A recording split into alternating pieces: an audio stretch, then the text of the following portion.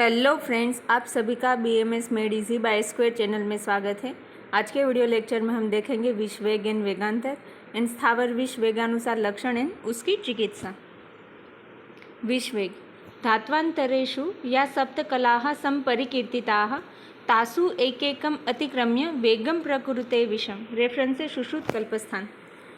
यानी कि जो भी हमारे बॉडी के अंदर जो 7 कला बताई गई है उसमें हर एक कला को, यानी कि ये जो अगर पहली कला है तो उसको अगर विष है वो क्रॉस करेगा तो उस दौरान हमारी बॉडी में जो भी सिम्टम्स दिखाई देंगे उसको हम बोलेंगे विष वेग।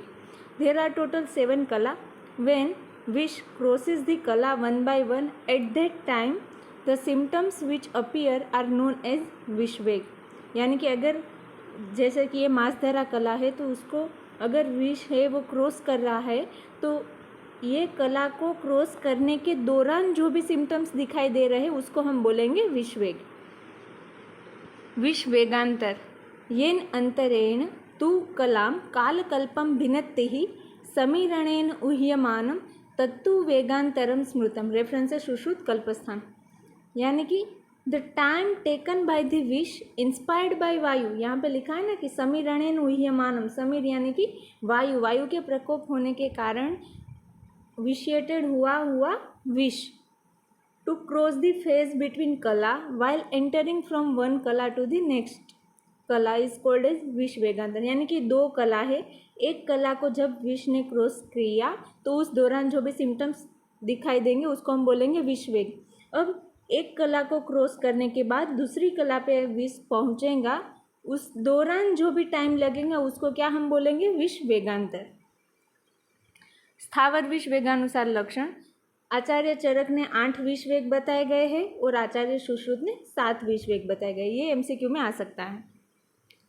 अब हम देखेंगे विष वेग के दौरान क्या क्या लक्षण दिखाई देते हैं और उसकी हमें ट्रीटमेंट कैसे करनी है, आचार्य चरक के अकॉर्डिंग और आचार्य सुश्रुत के अकॉर्डिंग। तो प्रथम वेग है, उसमें रस धातु की दृष्टि होती है।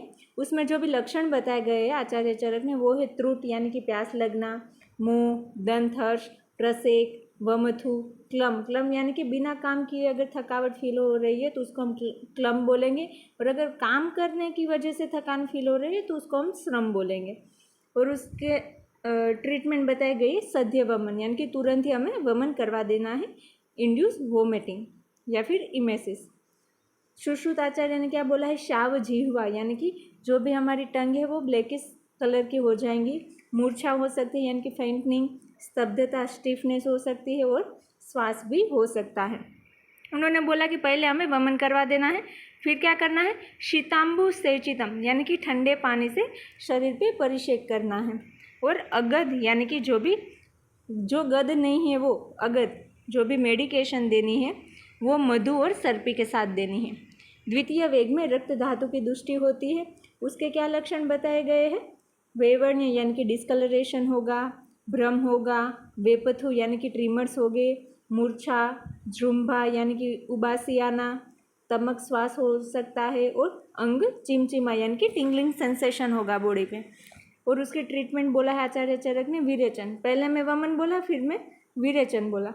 वेपथु, साध, दाह और कंठरुचा ये सब आचार्य सुश्रुत ने बताया गया। इसमें वेपथु दोनों में कॉमन है। और उन्होंने भी क्या बोला कि वमन और विरेचन दोनों करवाने हैं। फिर अगर हम तृतीय वेग की बात करें तो उसमें पहले में रस धातु था, दूसरे में रक्त धातु था, तीसरे में है पिशित यानी कि मांस की दृष्टि है। उसके लक्षण है मंडल या फिर कंडू यानी कि इचिंग होना, शवथु, कोर्थ यानी कि सड़ जाना, मंडल यानी कि ये एक स्किन डिजीज़ का टाइप है यहाँ पे मंडल, तो वो हो जाना यानी कि चकत्ते हो जाना। और उसकी ट्रीटमेंट बोला है कोई भी क्षार देना है अगध के साथ या फिर मधु और अम्बू का पान करवाना है। आचार्य सुश्रुत ने क्या बोला है कि हृद वेदना यानी कि चेस्ट पेन होगा, तालु शोष होगा, आमाशय शूलम यानी कि आमाशय में पेन होगा, दूरवर्ण यानी कि डिस्कलरेशन होगा, हरिते, शून, आश्य, लोचने यानी कि जो भी हमारा मुख है या फिर हमारी आइज़ है उस ग्रीनिश कलर की हो जाएंगी या फिर उसमें इन्फ्लेमेशन भी हो सकता है। तो यहाँ पे आँख जो सिम्टम्स है वो आँख में भी डिस्क्राइब किए हुए, तो उसकी ट्रीटमेंट में उस हिसाब से यहाँ पे अंजन भी दिया गया है। अगदपान है, नश्य है और अंजन है। चतुर्थ वेग में क्या बताया गया है कि वातादि दोष की दृष्टि होगी, तो उसमें लक्षण है दाह, छर्दी, अंगशूल और मूर्छा। और उसका जो भी चिकित्सा बताई गई है, उसकी चिकित्सा उसमें क्या बोला है, गोमय रस के साथ कपित और मधु और सर्पी देना है। तो ये हो गई उसकी ट्रीटमेंट अकॉर्डिंग टू आचार्य चरक। पहले तृतीय वेग में क्या बोला था सुश्रुत आचार्य ने कि आमाशय शूलम। चतुर्थ वेग में क्या बोला है, पक्वाशय तोद, यहाँ पे तोद होना, पक्वाशय में पेन होना, हिक्का, कास, आंत्रकूजन यानी कि गर्गलिंग साउंड आना फ्रॉम इंटेस्टाइन, शिरश्च अति गौरवम यानी कि सिर भारी भारी सा लगना। तो उसमें क्या बताया गया, कोई भी स्नेह लेना है उसमें अगद मिला के देना है, अगद को स्नेह के साथ देना है। फिर है पंचम वेग, तो उसमें दृष्टि मंडल यानी कि इसमें आँखों में जो भी है वो दृष्टि होती है। यहाँ पे मंडल यानी कि स्किन डिजीज़ वाला मंडल नहीं लेना है, जो आइज़ में मंडल रहते हैं उसकी बात की गई है।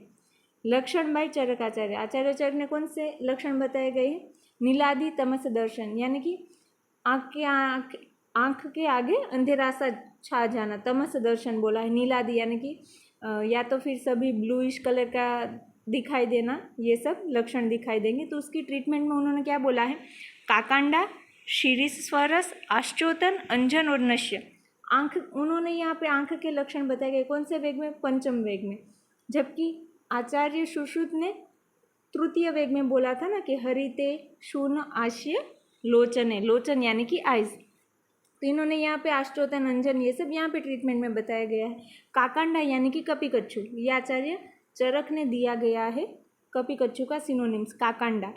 और शीरिस, उसका स्वरस निकाल के उसका आश्चोतन यानी कि आई ड्रॉप्स डालना, अंजन करवाना या फिर नश्य करवाना, ये हो गई उसकी ट्रीटमेंट। फिर एक कफ प्रसेक, ये लक्षण बताया गया आचार्य सुश्रुत ने। वेवर्ण है, डिस्कलरेशन होना, पर्व भेद यानी कि जो भी स्मॉल जॉइंट है वहाँ पे पेन होना, सर्वदोष प्रकोप, तीनों दोषों का प्रकोप हो जाएगा। और किस में वेदना होगी, पक्वाधाने वेदना। आचार्य सुश्रुत ने थर्ड वेग में क्या बताया था कि आमाशय शूलम, फोर्थ में क्या बताया था, पक्वाशय तोद, और इसमें क्या बताया गया है, पक्वाधाने वेदना पंचम वेग में। और उसकी ट्रीटमेंट में क्या बताया गया, क्षोद्र यानी कि हनी, और यहाँ पे मधुक है, मधु नहीं है, मधुक है यानी कि यष्टि मधु लेना है, उसका क्वाथ। तो ये उसकी ट्रीटमेंट हो गई। अब है सिक्स्थ वेग, उसमें क्या बोला है कि हिक्का होगा। आचार्य चरक ने सिर्फ एक ही सिम्टम्स दिया गया। षष्ठ वेग में क्या होता है, हिक्का होगा। तो ये आप सभी को अभी लर्न कर लेना है कि छठे वेग में एक ही लक्षण बताया गया है, हिक्का, अकॉर्डिंग टू आचार्य चरक। और उसकी ट्रीटमेंट क्या बताई गई, संज्ञा का स्थापन करना है, रजनी यानी कि हरिद्रा है, मंजिष्ठा है, मरीच है, पिपली, इन सब का पान करवाना है। और आचार्य सुश्रुत ने क्या बोला है, प्रज्ञा प्रणाश यानी कि जो भी हमारी प्रज्ञा है उसका नाश हो जाएगा और अतिसार भी होगा। तो अतिसार है तो उसके अतिसार में जो भी हम ट्रीटमेंट देते हैं वो देनी है और अवपीड़न निश्चय करवाना है। सातवें वेग में क्या बोला है, भग्न स्कंद, भंग स्कंद, ये आचार्य चरक ने बोला है। इसमें भी एक ही सिम्टम से भंग स्कंद, स्कंद है उसका फ्रैक्चर हो जाना। आचार्य सुश्रुत ने क्या बोला है, स्कंध पृष्ठ कटी भंग सन्निरोध। यहाँ पे स्कंध में तो फ्रैक्चर होगा ही, साथ में पृष्ठ यानी कि बैक रीजन में, कटी रीजन में, वहाँ पे भी फ्रैक्चर या फिर भंग हो जाएगा और श्वास की प्रॉब्लम भी हो सकती है। आचार्य चरक ने इसके ट्रीटमेंट में क्या बोला, विषपान। इसमें जो भी कॉमेंट्री है उसमें ऐसा बताया गया है कि अगर किसी को सांप ने डस लिया, स्नेक बाइट हो गया, तो उसको हमें जो भी विष है उसका हम पान करवाएंगे। अगर किसी ने खुद से ही विष का पान कर लिया तो उसको हम स्नेक बाइट करवाएंगे। ऐसे ऑपोजिट ट्रीटमेंट बताई गई है। और आचार्य सुश्रुत ने क्या बोला कि अवपीड़न करवा सकते हैं, मूर्धनी काकपद अश्रुक पिशित क्षिपेत, यानी कि मूर्धनी यानी कि सिर, हमारे सिर पे जो भी मतलब पेशेंट है उसके सिर पे काकपद यानी कि जो कौवा रहता है उसके पैर जैसे निशान, उसके उस शेप हमें बनाना है। और उसमें हमें अश्रुक यानी कि रक्त और पिशित यानी कि मांस रखना है। इस तरह से हमें ट्रीटमेंट करनी है। कौन से वेग में, सप्तवेग में। आचार्य चरक ने पशु और पक्षियों में भी वेग बताए गए हैं। पक्षी यानी कि बर्ड्स में कितने वेग बताए गए हैं, विष वेग 3 बताए हैं। और पशु यानी कि एनिमल में कितने वेग बताए गए हैं, 4 वेग बताए गए हैं। तो आई होप कि आप सभी को विष वेग क्या है, विष वेगांतर क्या है, और कौन से विष वेग में कौन से सिम्टम्स दिखाई देते हैं और क्या ट्रीटमेंट करनी है, ये भी आपको पता होगी। और आचार्य चरक ने 8 विषवेग बताए हैं और आचार्य सुश्रुत ने 7 विषवेग बताए गए। 8वें विषवेग के दौरान तो डेथ ही हो जाएंगी, तो उसमें कोई सिम्टम्स और कोई नहीं दिया है, डेथ हो जाएंगी। तो आई होप कि आप सबको वीडियो समझ में आ गया होगा। और अगर आपको हमारी वीडियो अच्छी लगे तो हमारी वीडियो को लाइक करें, शेयर करें और हमारे चैनल को सब्सक्राइब करें। Thank you.